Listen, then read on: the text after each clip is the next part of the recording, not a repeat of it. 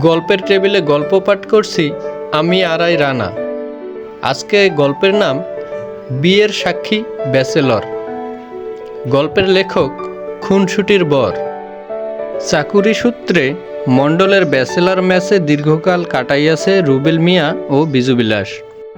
ভারী বন্ধুত্ব হইয়াছিল তাহাদের মাঝে।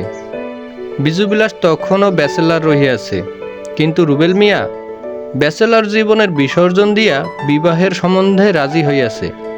সামনে মঙ্গলবার বিবাহ মর্মে বিজুবিলাসকে পত্র লিখিয়াছে এবং ভালো করিয়া জানাইয়া দিয়াছে তাহাকে বিবাহ অনুষ্ঠানে আসিতেই হইবে। পত্রে ঠিকানা মাফিক ট্রেন যোগে রুবেল মিয়ার বাড়িতে পৌঁছাইল বিজুবিলাস।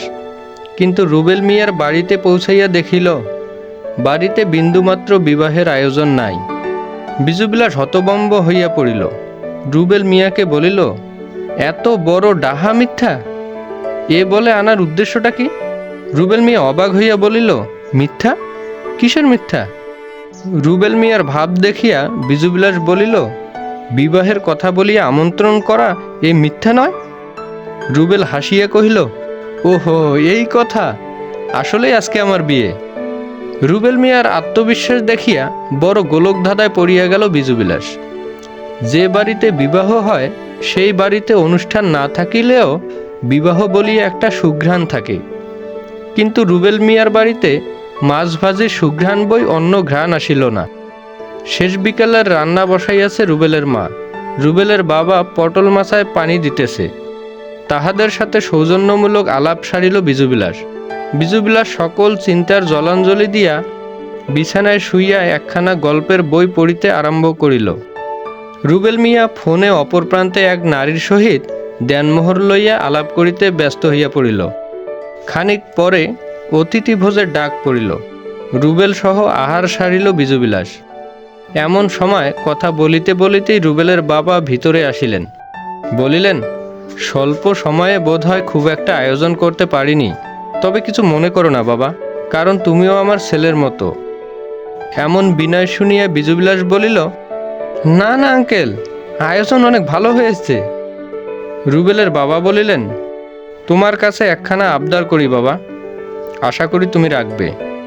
কি আবদার করিবেন সে বিষয়ে না জানিয়া বিজুবিলাস বলিল, জি আঙ্কেল, বলুন। রুবেলের বাবা বলিলেন, পারিবারিক কলহের জেরে কাউকে দাওয়াত করিনি। বরযাত্রী হিসাবে একমাত্র তুমিই যাবে বিয়েতে, তাই দায়িত্বটা তোমাকেই দিচ্ছি। দেনমোহর 3 লক্ষ টাকার অধিক হলে সেই কনের বাড়িতে পা দেব না, তোমাকে বলে দিলাম। রুবেল চুপ করিয়া বসিয়া আছে। রুবেলের মা বিজুবিলাসের মতামত শুনিতে অপেক্ষা করিতেছে। এতক্ষণে বিজুবিলাসের বিশ্বাস হইয়াছে রুবেলের বিবাহ তাহলে আজকেই হইবে। বিজুবিলাস খানিক ভাবিয়া কহিল, আঙ্কেল, বিয়ের বৈঠকে ওদের পক্ষও তো থাকবে। আলোচনায় যদি দেনমোহর 50,000 টাকা বৃদ্ধি পায় তখন আপনার মতামত কি?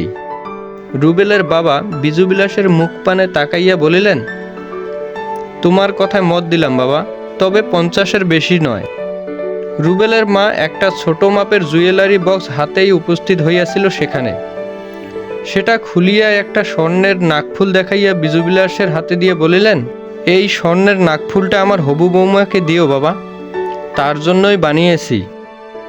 ধন্যবাদ আন্টি, আমি অবশ্যই আপনার হবু বৌমাকে নাকফুলটা দেব এবং আপনার কথা বলবো। রুবেলের বাবা মা ঘর হইতে প্রস্থান করিলেন। বিজুবিলাস আবার শুইয়া আরাম করিতেছিল, কিন্তু রুবেল জুতা, জিন্স প্যান্ট, একটা হাফ হাতা শার্ট গায়ে দিয়া কলেজ ব্যাগটা কাঁধে লইয়া বলিল, এবার চলো বন্ধু। এরকম বেশভূষা দেখিয়া বিজুবিলাস বলিল, কোথায়? বিজুবিলাসের প্রশ্নে রুবেল বলিল, যাচ্ছি বিয়ে করতে পাত্রীর বাড়িতে, চলো, আর দেরি নয়। এমন কথা শুনিয়া বিজুবিলাস বলিল, সে কি, বরের গায়ে পাঞ্জাবি, মাথায় পাগড়ি, পায়জামা, এসব কই? রুবেল বলিল, বন্ধু, বিয়ের জন্য বরযাত্রী দরকার, বরের শোডাউন নয়। বলিয়া কাঁধে ব্যাগ লইয়া বাহির হইয়া রাস্তায় উঠিল। শীতের দিন হওয়ায় হাতে জ্যাকেট ভাঁজ করিয়া লইয়াছে বিজুবিলাস। গায়ে ফুল হাতা আকাশি শার্ট, পরনে কালো জিন্স ও জুতা। দুজনেই মিলিয়া রাস্তায় রিকশায় উঠিল। পাশের একটা পটল চাষের ক্ষেত দেখাইয়া রুবেল মিয়া বলিল, ক্ষেতটা আমাদের, বর্তমান 50,000 টাকা শতক। তাহলে 10 শতকের দাম কত হয়? বিজুবিলাস বলিল, 10 শতাংশের দাম তো 5 লক্ষ। তবে এ কথা কেন বন্ধু? রুবেল বলিল, মধ্যবিত্ত পরিবারের প্রধান অস্ত্র জমি। কখন কোন কাজে লাগে বলা যায় না বন্ধু। রিক্সা রিজার্ভ লইয়াছে। রুবেলের নির্দেশনা মানিয়া অটোরিকশার ড্রাইভার ডানে বায়ে চালাইতেছে। রুবেল বিজুবিলাসকে মাঝে মধ্যেই বিভিন্ন স্থাপনা দেখাইয়া বিবরণ বলিতেছে। বিজুবিলাস সেই এলাকায় একেবারেই নতুন। অটোরিকশায় চড়িয়া প্রায় 30 কিলোমিটার পথ অতিক্রম করিয়া মুঘলহাট বাজারে পৌঁছাইল বিজুবিলাস ও রুবেল মিয়া। এরপর মেটো পথ, এখনও 1 কিলো বাকি। রাস্তার কাজ চলছে, হেঁটে যেতে হবে বন্ধু। আর এটাই শেষ বাজার, এরপর আর বাজার নেই। শেষ বাজার শুনিয়া রুবেলকে দাঁড়াইতে বলিয়া বিজুবিলাস 3 কেজি মিষ্টান্ন কিনিল। বিজুবিলাস রুবেলকে বলিল, কনের কসমেটিক্স ও শপিং? রুবেল বলিল, আগে পাঠানো হয়েছে। 1 কিলো পথ অতিক্রম করিয়া বিজুবিলাসের মাথা ধরিল। এ যেন মেরুর বিপরীত। কনের বাড়িতে এলাহি কাণ্ড। কনে পক্ষ বিবাহের গেট হইতে খাওয়া দাওয়া ও আত্মীয় স্বজন কোনো কিছুরই কমতি রাখেন নাই। বিজুবিলাসকে লইয়া রুবেল বাড়ির ভিতরে প্রবেশ করিল।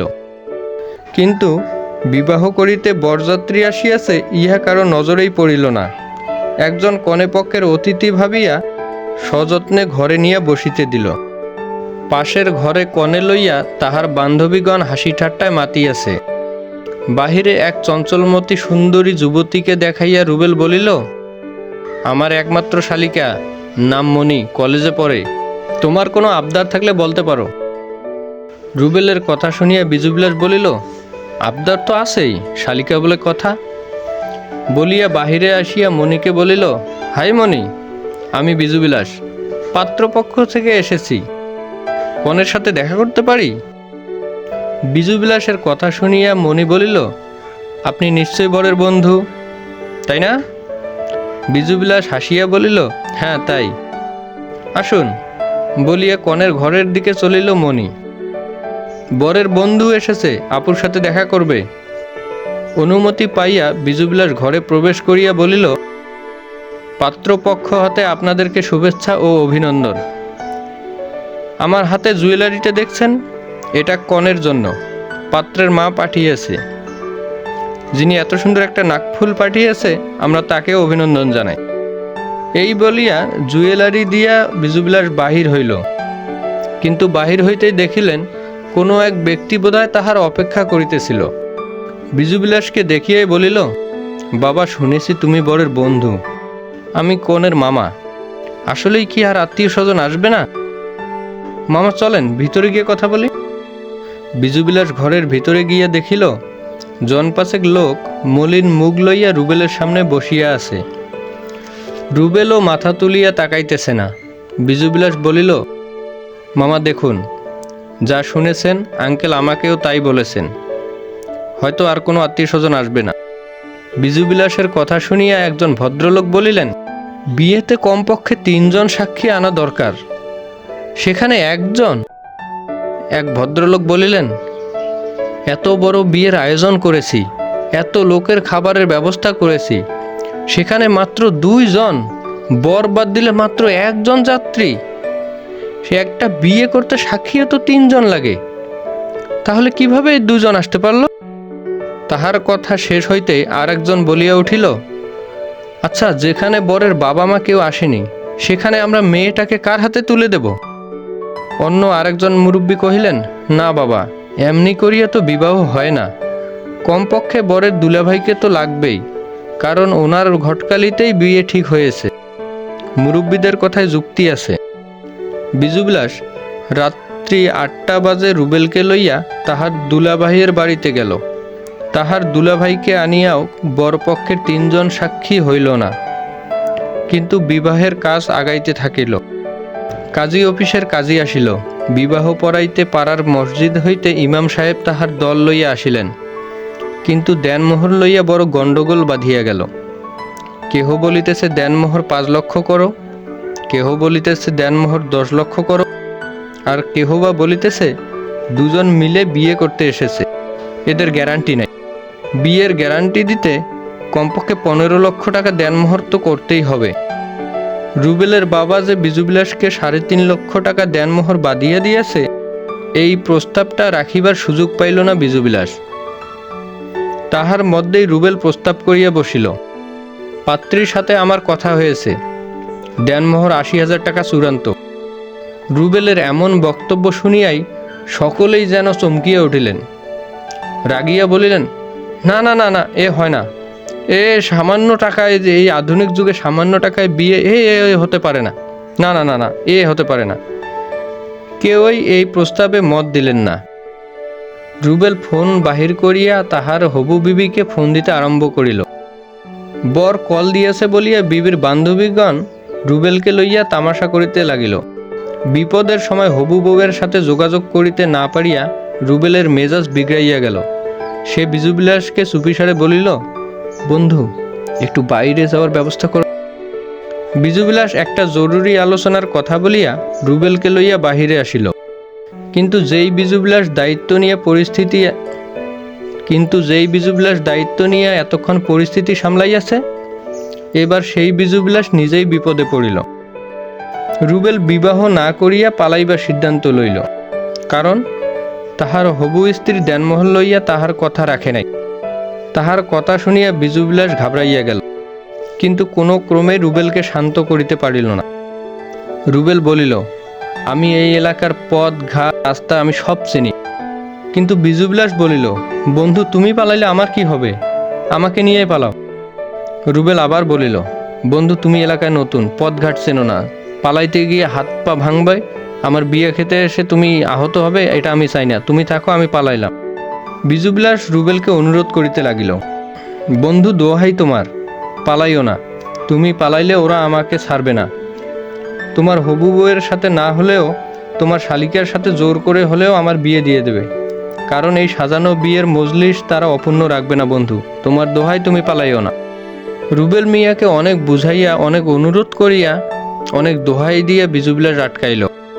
অনেক বিনয়ের সাথে বুঝাইয়া রুবেল মিয়াকে লইয়া আবারও বিবাহের বৈঠকে উপস্থিত হইল বিজুবিলাস। কিন্তু দেনমোহর লইয়া টানাখিচা তখনই চলিতেছে। বিজুবিলাস বুদ্ধি করিয়া সে মেয়ের মামাকে বাহিরে আনিল। রুবেল মিয়ার বাবা যে 3.5 লক্ষ টাকা দেনমোহর বাঁধিয়া দিয়েছেন, এই বিষয়টা খোলসা করিয়া আলাপ করিল। শেষে 3.5 লক্ষ টাকা দেনমোহর ধার্য করিয়া বিজুবিলাস রুবেলের দুলাভাই ও কাজীকে বরপক্ষের সাক্ষী রাখিয়া বিবাহ কার্য সম্পন্ন হইল। কিন্তু কম টাকায় দেনমোহর হওয়ায় পাত্রীপক্ষ সন্তুষ্ট হইলেন না, কিন্তু রুবেল ভারী সন্তুষ্ট হইল। বিজুবিলাসের কানে ফিসফিস করিয়া বলিল, বন্ধু, দেনমোহর কমিয়ে বড় উপকারই করেছ। আসার সময় 5 লক্ষ টাকার পটল মাছের ক্ষেতটা দেখেছ না? বিজুবিলাস বলিল, দেখেছি তো। রুবেল বলিল, এখান থেকে যাই, ওই পটল মাছের ক্ষেত বেচে এ বউকে ডিভোর্স দেব। বিয়ের বৈঠকে বউকে ডিভোর্স দেওয়ার কথা শুনিয়া চোখ ছানাবড়া হইয়া গেল বিজুবিলাস। রুবেল মিয়া বলিল, যে বিয়ের সাক্ষী হয় তাকে ডিভোর্সের সাক্ষীও হতে হয়। রুবেল মিয়ার এমন কথা শুনিয়া বিজুবিলাসের অবস্থা হইল যেন পালাইয়া বাসি। বিবাহ শেষ হইল, কিন্তু পাত্রীপক্ষ পাত্রীকে সাথে পাঠাইল না, বলিয়া দিল যে পরিবার পরিজন লইয়া বউকে উঠাইয়া নিতে। বিজুবিলাস, রুবেল মিয়া ও তার দুলাভাই বাহিরে আসিতেই বিজুবিলাস পশ্চিম দিকে তাকাইয়া নিজ কানে ধরিয়া 50 বার উঠবোস করিতে লাগিল এবং পণ করিতে লাগিল, আর জীবনে যাই হোক, বাঁচিয়া থাকিতে ব্যাচেলর হইয়া বিবাহের সাক্ষী হইবে না।